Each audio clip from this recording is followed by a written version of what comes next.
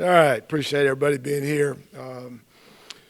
Again, the grind continues. We got to just keep working, keep competing. We're coming off a great win last week. Really proud of our team and how we played and how we approached that game. Florida Atlantic doesn't have that good of a record. They've lost some tough, close ball games earlier in the year. Kind of like us there, we had a couple. They had a couple. But they've got really good players, state of Florida. So they've got their quarterback back now. It looks like he's healthy. Struggled a little bit with some injuries at midseason. This game is always close.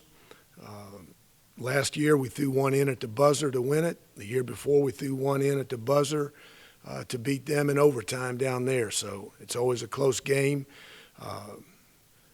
Their defense is very active. They're leading the conference in sacks with 23. Their corner, Crevon LeBlanc, I hope I'm saying that right, is leading the conference in interceptions. So they've got a really good team on defense. They don't, it's tough to move the ball against them.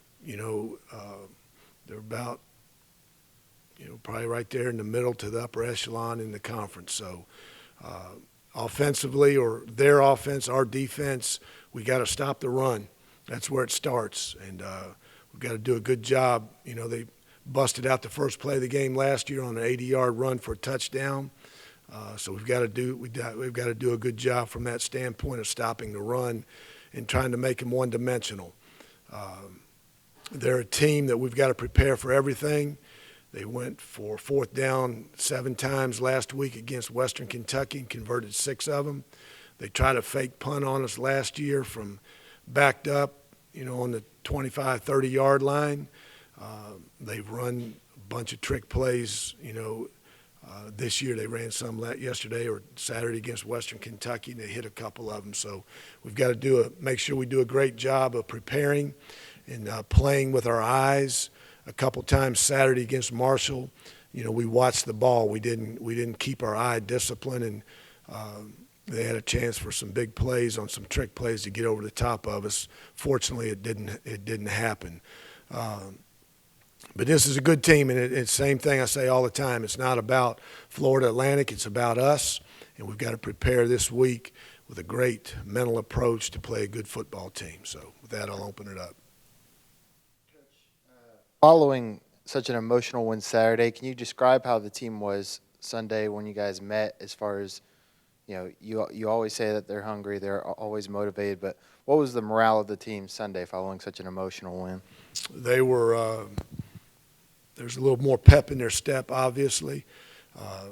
They were very proud of what they accomplished. We didn't play as well as we would like to have played in some certain areas. But I told the team the previous Sunday, and I might have told you guys, I said, I'll walk in here next Sunday, and whoever I say is the toughest team is going to be, nothing else matters. Who's ever the toughest team is going to win that game. And we were a mentally and physically tough team. We turned the ball over 3 times inside the red zone. We dropped 3 interceptions. We missed a field goal. We did a lot of things that you can't do and win consistently, but toughness is what won that game. And so I was proud of them for that. Tell us how you evaluated the offensive line. You guys were able to get a rusher. Desmond rushed for over 100 yards, and he was able to find holes this week. Could you evaluate the offensive line for us? Well, anytime you can run the ball, like we did, it takes pressure off Brent. It takes pressure off the passing game. So that helped us a lot there. In some of these other games, we haven't been able to run as well, and that makes it hard on a quarterback. That makes it hard on your offensive line. It makes it hard on everybody. And to be able to still throw for over 300 yards when you don't have a running game, is a testament to those guys. to our receivers, our quarterback, to our offensive line, our backs, everybody. So that makes it tough. So being able to run the ball yesterday or Saturday, it took a little bit of pressure off the passing game, and we were still able, to throw for 350 yards and 3 touchdowns.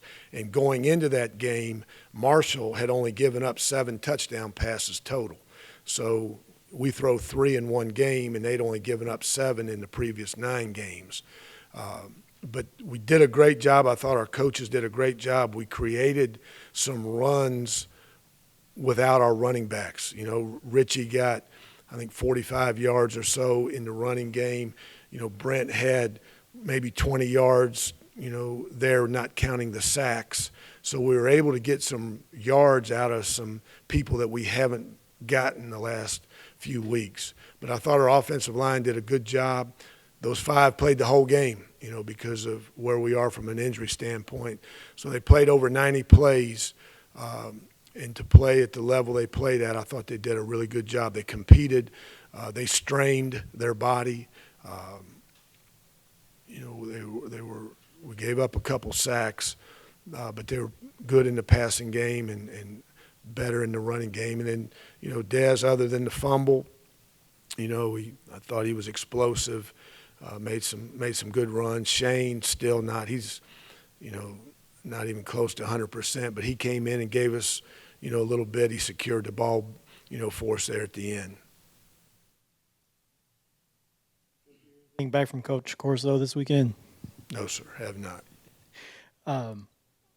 You've talked about Desmond needing to work on picking up the blitz. I know 2 games isn't really a lot of time to get a lot of improvement in that area. With the pass rush coming in this week, how are you preparing Desmond for that? He's got to do better. On the touchdown pass in overtime, he missed the block and went the wrong way, and Brent got hit pretty good right there before he threw it, and so we got to get better. But that's going to come. He's a puppy, and he'll get better every day in practice. But for the most part, he's doing good. It's just there's growing pains when you play freshman. There's growing pains, and I know this is the 10th game, but for him it's probably the 3rd game, so he hadn't played that much. So he'll get better. He's got a wonderful attitude. Shane and Jordan, Jeremiah have really done a good job helping him. Jeremiah did a nice job, on the sideline, Saturday in between series, talking to him and helping him. So he's a good player, and he'll continue to improve. Has the creativity in the running game with Richie and some of those things, do you like getting that creative with the run, or is it more out of necessity? No, I think Chip is more being creative as we go along. And, I don't know if you noticed how they played, but they played a nickel, their guy there on number 7 on Richie. If Richie was in the backfield, he was lined up as a linebacker, and wherever he went, if he went in motion, he went with him. He lined up in the slot, he lined up over him. So, trying to just move people around. That was the first time we've done it. We did it earlier in the year. We had Richie in the backfield, and we, cracked Ed there. I think it was the first quarter.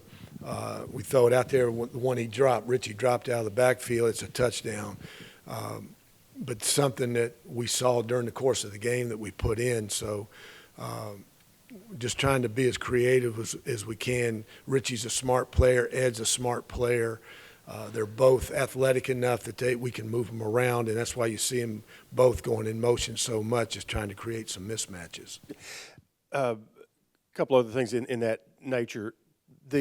Just in general, as a season goes along and you throw in wrinkles and bring things out, do you have a plan at the beginning of the year or does the situation with your team and schedule dictate some of that? Because everybody tries to go along and bring new things in as the season goes. Yeah, it's not like you've got, your playbook is here in August and you're only going to do this much of it. And then next week you do a little bit more, and the next week it's more you want to stay within your system, and then you watch who you're playing, you evaluate who you're playing, what they do schematically, and like I said, try to create some mismatches by moving people around, but staying within the parameters of your own philosophy, your own offensive system. And on defense, talk a little bit about T.T. Barber. I think he's the sixth player in school history to be over 300 tackles, and that's in 100 years of football. And he does it kind of with, just a real lunch pail kind of guy. TT, I thought, played extremely fast last week at Marshall. I thought he was active. He played physical. He was involved in the passing game, with the interception. He just did a good job. And he had good coverage on the touchdown pass there at the end of the game on the corner route. The guy just made a nice play on it. But he's a special young man. I respect him because of his work ethic and how hard he plays. Just a really good football player. He's not the prototypical size. He's a little undersized, but he competes his tail off. He studies. He's conscientious. He's a great leader. He's a winner. He's a winner in life, and he's a winner on the football field. Touching on the defense, defensive coordinator Tyrone Nix said that the defense in past weeks have been trying to do too much and not taking care of their own business, whether it was TT in the middle or the corners trying to do too much. Do you feel like they got back to, as Nix put it, raking their own leaves this week? Well, you got to do that, not only offensively, defensively, kicking game. You got to do your job. Do your job, and don't worry about somebody else's. And, I thought there were times that, I apologize for all that, but there were times where we just, when they threw the double pass, like go back to what I said earlier, our eyes weren't where they needed to be. We're doing somebody else's job before we were doing ours, and the ball got over the top of us, or could have gotten over the top of us. So, we did a better job. It's still not perfect. And as a coach, that's what you strive for, is perfection. But we did better. I thought our defense did a lot better. But just the relentless effort that they played with was fun to watch. Anything else? No, I'm sorry. Coach, talk about Brent for a second. I know it's got to be really strange for you, because I know for a dad that isn't a coach, see their kid break records, they're going to be glowing. They're going to be telling everybody they know. But you're also his coach. Just talk about is there a difficult dilemma with dealing with that, or is it just business as usual for you? I try to make it as business as usual. Yes, I'm proud of him. As a father, I'm proud of him. As a coach, I'm dang proud of him. But I try to. I don't want, when I say we're good in the passing game, or we're doing this, we're showing this in the passing game, or Brent's doing a great job from this standpoint, I talk about him to you guys as my quarterback, not as my son. And if his last name was Smith, I'd be saying the same things right now. So he's done a great job of running our offense, being a leader out there. You guys watch him play. You see how he plays. He protects the ball to throw the ball as much as we have. He's completing 66% of his passes. Thrown, again, 5 interceptions. I don't count that first one against Jackson State. So he's done a great job, and yes, I'm proud of him. First of all, I'm proud of him because he's our quarterback and I'm the coach. Then second of all, when practice is over or when the game's over and you go home and, you can kind of reflect, well, my son's doing pretty good.